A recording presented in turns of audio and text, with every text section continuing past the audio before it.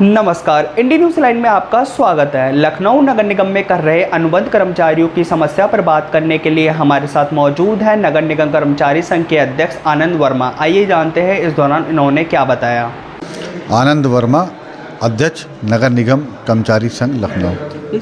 सरकार और शासन की गलत नीतियों के कारण जो कॉन्ट्रैक्ट बेस के कर्मचारी हैं उनको सामाजिक सुरक्षा नहीं प्रदान हो पा रही है। जैसे जो हमारा कॉन्ट्रैक्ट बेस का जो हमारा कर्मचारी है और उसका जो ईपीएफ और ईसीएस का जो प्रति माह कटौती तो उसके पारिश्रमिक से तो की जाती है और ठेकेदार जो कॉन्ट्रैक्ट बेस का ठेकेदार है उसके वेतन से कटौती भी करता है, लेकिन जो उसके खाते में ईपीएफ और ईसीएस का पैसा ये पुराना पैसा, ये लगभग ये कार्यदायी संस्था हमारे हिसाब से यहाँ पर 2003 और 2004 में प्रभावित की गई है और उनका करोड़ों रुपया ये ठेकेदार गबन कर चुके हैं।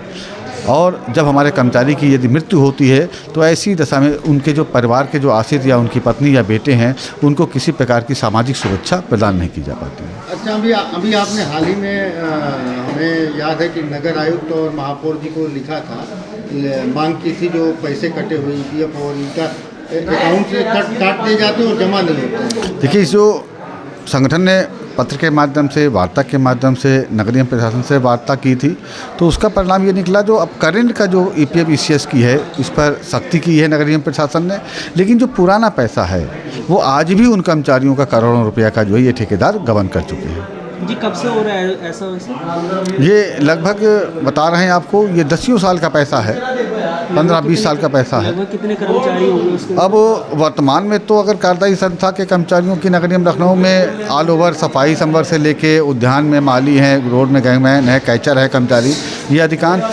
चतुर्श्रेणी कर्मचारी ज़्यादा होते हैं और वर्तमान में तो लगभग ये 12,000 से भी ऊपर कर्मचारी हमारे यहाँ ये कार्यरत होंगे। इसको लेकर कभी आपने कोई प्रदर्शन किया है? इसको लेके बहुत बार धरना प्रदर्शन भी किया गया, शासन को भी पत्र लिखा गया है, माननीय मुख्यमंत्री जी को भी, माननीय मंत्री जी को भी पत्र दिया गया है।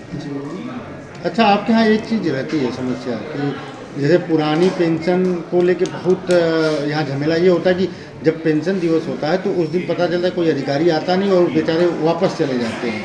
जैसे कई लोग आपकी तरफ से आपका एक जो संस्था है आप लोगों ने बहुत उसको निर्णय कराया, लोगों का मामला सॉल्व कराया, लेकिन ये एक समस्या है कि पेंशन वाले घूमते रहते हैं, उनकी समस्याओं का बहुत जल्दी निस्तारण नहीं हो पाता है जब तक प्रदर्शन ना हो या उस तरह का कार्रवाई ना हो, मांग पत्र देना पड़ता है। ऐसा होता है कई बार। देखिए, पूर्व में तो बहुत से हमारे पेंशन के केसेस पेंडिंग थे, लेकिन संगठन के प्रयास से और नगर निगम प्रशासन के सहयोग से बहुत से प्रकरण हमारे निस्तारित भी हुए हैं और आज तो जो हमारे जो पेंशनरों की जो स्थिति है नगर निगम में तो ठीक है लगभग, क्योंकि जो कर्मचारी हमारा जिस दिन सेवानिवृत्त होता है उसी दिन नगर निगम प्रशासन उसको सारे देय का भुगतान उसी दिन कर देते हैं। लेकिन कुछ समस्याएं शासन स्तर पर हमारे यहाँ है।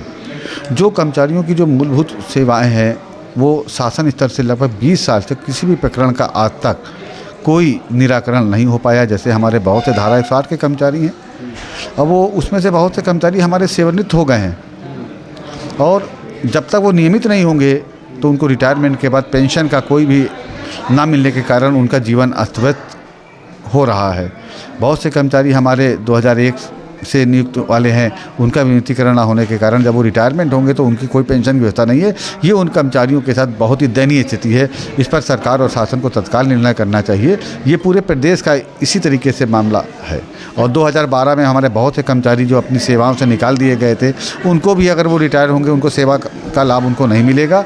इससे हमारा मीडिया के माध्यम से उत्तर प्रदेश की सरकार से ये हमारा एक अनुरोध है कि जो भी जटिल प्रकरण है, शासन स्तर पर लंबित प्रकरण है, उस पर तत्काल कार्रवाई हो जिससे कर्मचारियों का भविष्य उज्जवल हो सके। सर, जैसे कि देखा जाता है बहुत सारे सरकारी विभाग में ठेकेदार हैं और वो ना कर्मचारी को शोषण करते हैं, उसको लेकर आप क्या कहना चाहोगे? देखिए, ये जो कॉन्ट्रैक्ट बेस के कर्मचारी हैं ये पूरे भारतवर्ष में, जी, चाहे वो रेलवे सेक्टर आप देख लीजिए, चाहे वो पीडब्ल्यू देख लीजिए, नगर निगम देख लीजिए, स्वास्थ्य विभाग देख लीजिए, सरकार ने कोई भी विमुद्रीकरण की कोई भी नीति जब तक सरकार फ्रेश नौकरी नहीं देती है, इस तरह का शोषण ठेकेदार जो भी प्रतिदिन के हिसाब से जो पारिश्रमिक के हिसाब से जो भी कॉन्ट्रैक्ट बेस के कर्मचारी उनका शोषण होता रहेगा। जैसा कि मैं जानता हूँ कि आपने बताया 2003-04 से हो आप ये संगठन ये अध्यक्ष हो।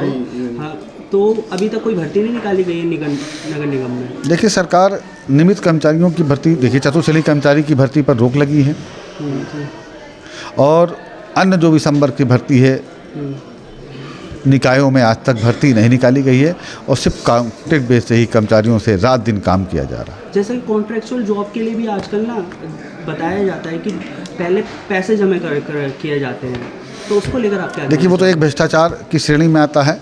जिन कर्मचारियों को 7,000 10,000 रुपये आप दे रहे हैं, अगर उनसे इस तरह की चीज़ ले रहे हैं, इस पर कठोर कार्रवाई सरकार और शासन को करनी चाहिए।